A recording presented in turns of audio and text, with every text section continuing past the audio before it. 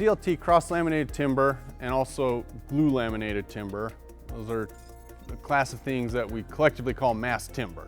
And so the idea with these mass timber products is that you can cut the trees into smaller parts and pieces, and you can use adhesives and pressure to form, shapes that are more conducive to buildings.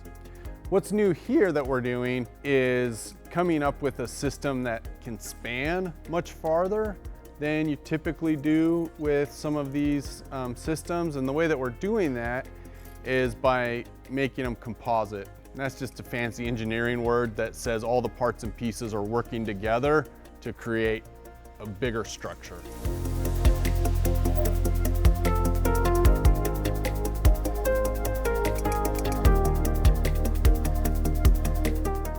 I saw the call for proposals on this, and they specifically mentioned design for adaptability, design for deconstruction, and Clemson is just really well positioned to do research on mass timber. We're one of, probably 2 or 3 institutions in the country that are right at the leading edge of all of this with mass timber. We have brand recognition and we have the expertise here, and we've all been working together on this for years, different projects.